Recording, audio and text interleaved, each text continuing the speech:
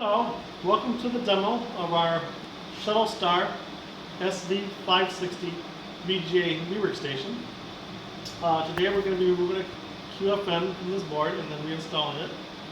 I'll tell you some of the features about the machine. The machine is fully self-contained, which means it has its own internal air, its own internal vacuum.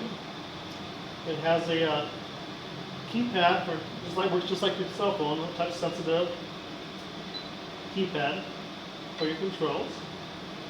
It has an 8-zone profile, so I can set up to 8 different zones. On this particular board, we're going to be using 4 zones with a slope or a rate of 1 degree per second. The board fits on the rack. And you can adjust your rack width here. Right now I've adjusted for this board.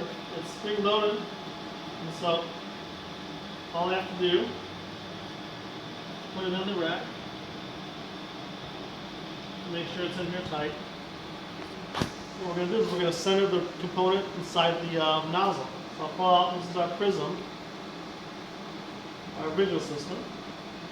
I'm going to slide the board forward until we come to the component that we want. Now my component is centered inside the nozzle. Our nozzle here is in blue, and then the center pickup tube is like a blue circle, and then the board is a gold color. So the camera has 2 different colors, so we can differentiate between the components and the nozzle and the pickup tube. So we're all set, we're centered, and simply all I have to do is press the desolder mode, put in the prism. It's going to go down and sets the component.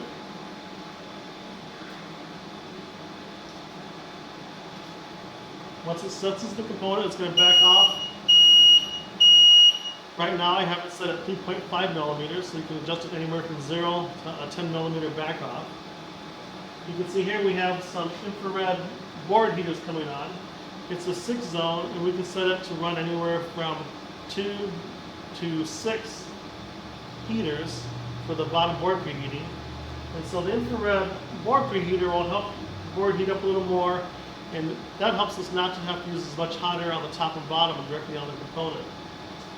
So right now I just have 3 of the infrareds on, 1 to heat the back and 1 to heat the front when they're closer to the component.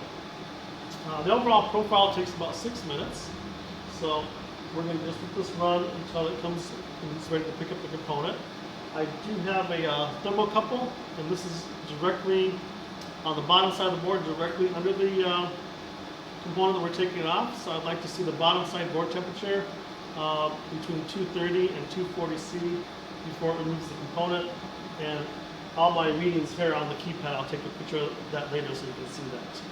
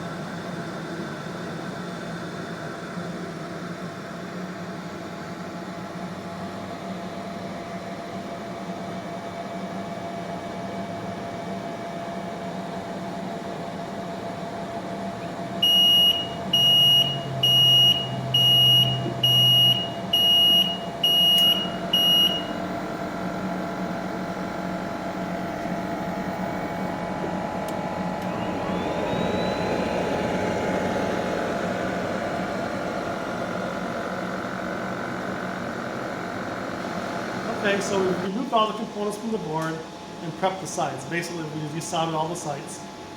And now we're ready to put the QFNs back on the board.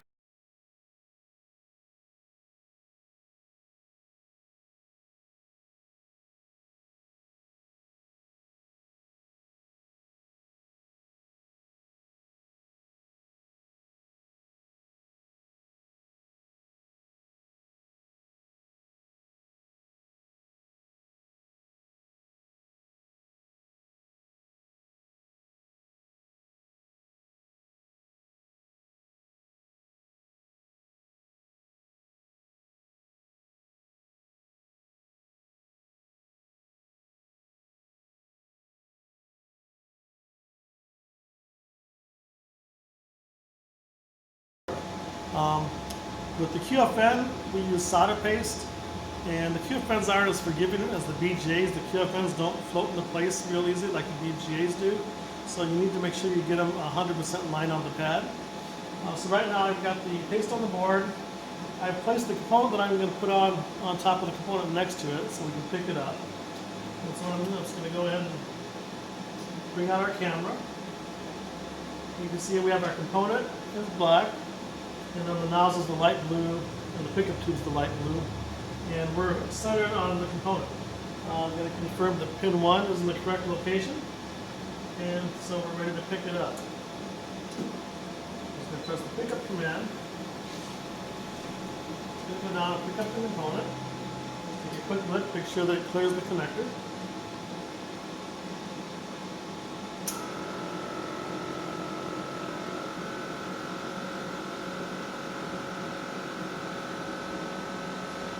So it's picked up. We'll take our camera back out. You can see our component there. What I'm going to do is going to zoom in a little bit. And then we're going to focus the component.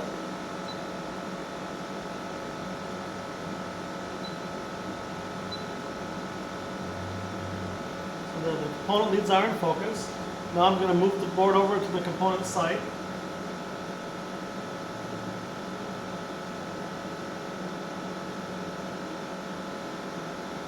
So we're basically we're on the side. Now we're going to use the micrometer XY adjust to adjust the pads onto the board. So let's look at the top first. I'm going to zoom a little more. I want to focus the camera. There's two separate focuses, one for the board and one for the component. So right now I'm focusing the pads on the board. And then next I'm going to focus the leads on the component.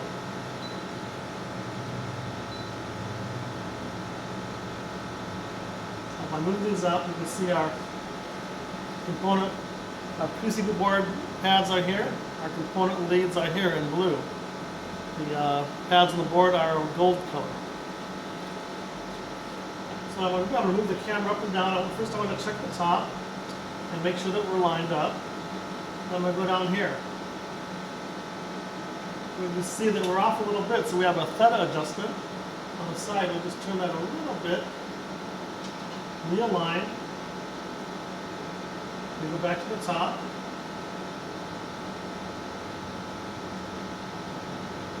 It looks like we're pretty much 100%. We line up with the top pads, line up with the bottom pads. We'll go over and we'll just double check the side. Looks good. So now I'm going to go back. I'm going to go line up the corner.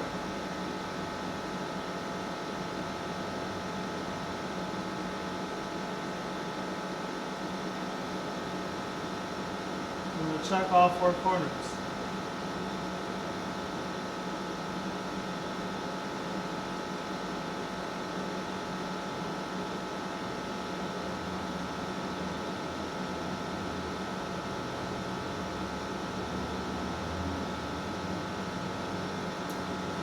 Okay, it looks pretty well placed. You can do an auto place or a manual place.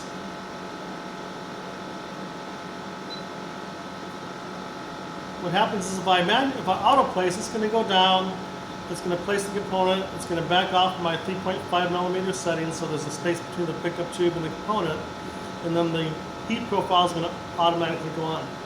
With the QFNs, because they're so sensitive and they don't shift, what I'll do is I'm going to manual place it, and then I'm going to double check under the microscope to make sure that the pads are aligned 100% before I reflow it. So let's do a manual place.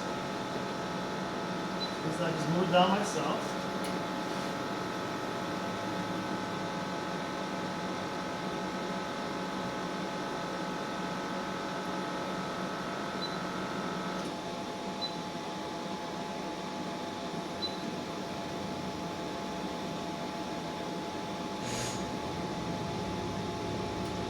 So the component's placed. So now what I'm going to do is I'm going to take the board out of the fixture, I'm going to take it over to the microscope, I'm going to do a quick double check, make sure my alignment's right on, then I'm going to bring it back and reflow it. Okay, so we're back here. We confirmed that our component was on center and that the pads are 100%.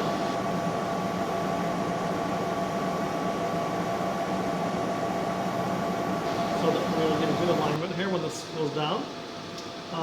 Put the board back in. Going to pull out our camera.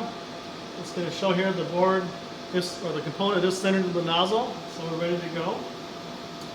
Since the component's already placed, I'm just going to do a manual mode. What I do is I'll hit manual. It'll go down. It'll stop 3.5 centimeters before the chip, and then it'll start the reflow process. If I want to go down a little bit lower, I can manually adjust it lower. I usually like to keep it a little bit high to clear any parts that are around the chip. And again, we're using a,